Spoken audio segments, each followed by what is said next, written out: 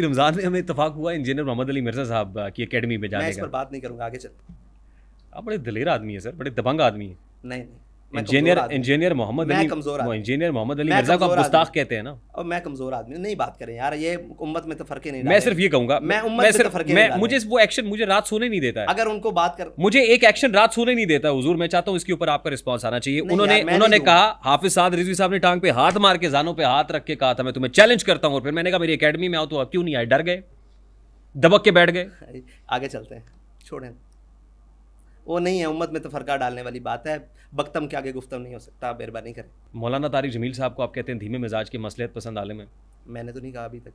आपके statements on record मौजूद है कहा है मैंने? मौलाना तारिक जमील साहब से मुताल्लिक। नहीं, मैंने नहीं कहा आज तक। मैं बड़े एहतियात से लोगों के बारे में बात करता हूँ। अगर मैं ऐसे शख्स के बारे में एहतियात से बात कर रहा हूँ ना, तो मैं ऐसे शख्स के बारे में एहतियात की बात करता हूँ। क्यों जहाद के लिए निकल रहे हैं आप? भाई जहाद रियासत का काम है, हम रियासत को उभार सकते हैं।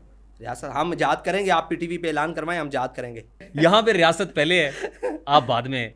बहुत सारे और मामला नामूस रिसालत का मसला कायनात में जुदागाना है भाई, उसके अंदर कोई भी नहीं है, वो कायनात में जुदागाना मसला है। हाफिज साद रिजवी साहब देखिए, आपसे इंटरव्यू का मकसद जो है वो आपको जज्बाती करना नहीं है। मैं जज्बाती हूँ ही नहीं। मैं ये चाहता हूँ जो 2-3 साल से बहुत सारे मामला ऐसे हैं जो कन्फ्यूजन है जहन में, साहब वो क्लियर हो जाए आज। कन्फ्यूजन नहीं क्लियर हो सकती भाई, मसला ये है, कन्फ्यूजन इसलिए नहीं क्लियर हो सकती कि करना नहीं चाहते। क्या कन्फ्यूजन है? मिसाल के तौर पर हम इलेक्शन लड़ें, तब आप कहें कि इनकलाबी मजहबी सियासी जमात को सियासत की तरफ घेर रहा है। जब हम अपना मौक़िफ़ दें तो आप कहें इस मौक़िफ़ में शिद्दत पसंदी है। तो ये कन्फ्यूजन क्लियर नहीं हो रही, ये मज़ीद मुतनाज़ा बनाया जा रहा है मादरत के साथ। अच्छा, आप सफ़ेद उमामा भी पहनते हैं? हाँ, हर रंग में। सियाबी मुझ में पहनते अब हैं। हर रंग तुम्हारा है, अब तो कह दो कि तू हमारा है। ठीक है।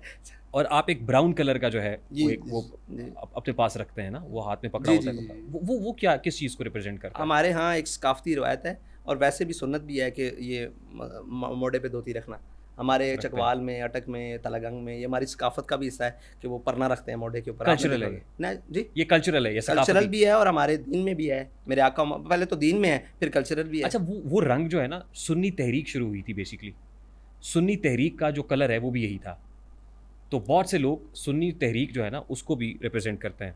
अहमद नूरानी साहब वाला जो मामला है उसके अंदर भी ये रंग था, ब्राउन। अहमद नूरानी साहब? नहीं, जिस कलर की जो है वो कैप पहनी हुई है ना उन्होंने, वो भी है। बाबा जी से ये सवाल हुआ था। हाँ। उन्होंने कहा इसलिए पहनते हैं कि जल्दी गंदी नहीं होती और हमारा काम टाइम गुजर देता है।